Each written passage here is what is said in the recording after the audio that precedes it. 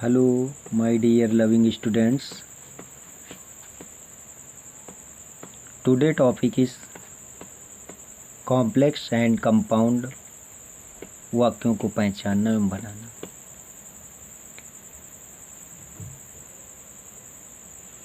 Complex और compound वाक्य पहचानने बनाने के पहले एक बात बहुत ही आवश्यक है।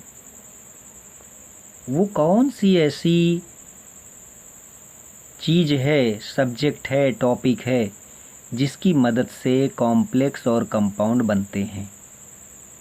तो आइए शुरू करें, ध्यानपूर्वक पढ़ें। There are two types of conjunctions.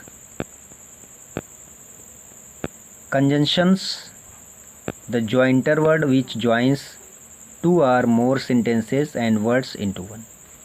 मतलब कंजंक्शन दो या दो अधिक वाक्यों को या शब्दों को एक में जोड़ देता है। तो इस तरह से कंजंक्शन संयोजक दो तरह के होते हैं। एक को हम लोग कहते हैं coordinating. Coordinating conjunctions are used for making compound sentences. बात क्लियर हो गई होगी कि जो कंजंक्शन कोऑर्डिनेटिंग कंजंक्शन होते हैं उन्हीं की मदद से जब दो सेंटेंसेस को आपस में जोड़ देते हैं तो पूरा वाक्य कंपाउंड कहलाता है। कितना आसान है। तो सबसे पहले हम लोग कोऑर्डिनेटिंग कंजंक्शन की लिस्ट तैयार करें और उनका उपयोग करना सीख लें। इस तरह से हमारा कंपाउंड सेंटेंस बनेगा। दूसरे टाइप के conjunction subordinating conjunctions. Subordinating conjunction are used for making complex sentences. मतलब जो सबऑर्डिनेटिंग कंजंक्शन होते हैं वो कॉम्प्लेक्स सेंटेंसेस बनाने के काम में आते हैं। और पहले भी हम आपको बता चुके हैं कि जो कंजंक्शन है वो दो शब्दों या दो वाक्यों को जोड़ता है। तो इस तरह से अगर कहीं भी दो वाक्य लिखे हुए हैं तो उनको कॉम्प्लेक्स कंपाउंड बनाना कितना आसान है। या कहीं कॉम्प्लेक्स लिखा हुआ है तो उसको कंपाउंड कैसे बनाएं, कहीं कंपाउंड लिखा हुआ है तो उसको कॉम्प्लेक्स कैसे बनाएं। कभी कभी सिंपल सेंटेंस भी लिखा हो सकता है, उसको कैसे कॉम्प्लेक्स और कंपाउंड में। सबका तरीका एक ही होता है। केवल उचित कंजंक्शन के प्रयोग से हम लोग कॉम्प्लेक्स या कंपाउंड बना सकते हैं। अब कुछ कंजंक्शंस हम लोग देखते हैं। सबसे पहले कॉम्प्लेक्स वाक्य बनाने के लिए सबऑर्डिनेटिंग कंजंक्शन। वैसे कंजंक्शन तो बहुत से हैं, उनमें से कुछ अभी हम आपको बता रहे हैं। जैसे व्हेन हो गया, आफ्टर हो गया, वेयर यूर हो गया, सो डैट हो गया, लेस्ट हो गया, हु हो गया, वेयर हो गया, डैट हो गया, हाउ हो गया, बिफोर, दो, Aldous, if, until, unless, which, because, since आदि बहुत से। इनकी मदद से हम लोग कॉम्प्लेक्स वाक्य बनाते हैं। अब दूसरे तरह के कंजंक्शन पर आते हैं, कोऑर्डिनेटिंग।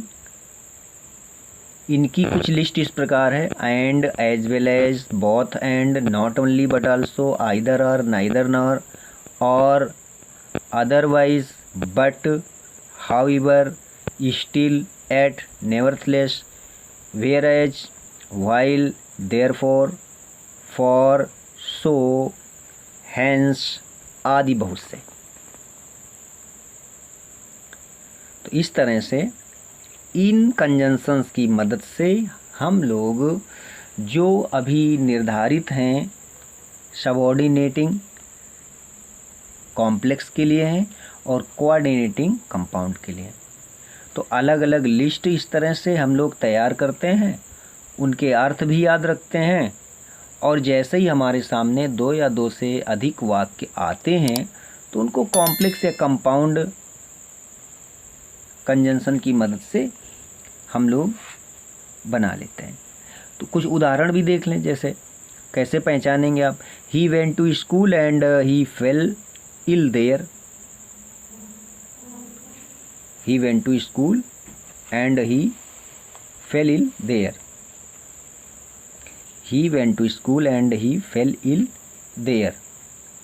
अब यहाँ पर एंड लगा हुआ है, और एंड कोऑर्डिनेटिंग कंजंक्शन में आता है जो कंपाउंड बनाते हैं, इसलिए ये पूरा वाक्य कंपाउंड हो गया। कितना आसान है इनको पहचानना, केवल लिस्ट याद करनी है, तैयार करनी है।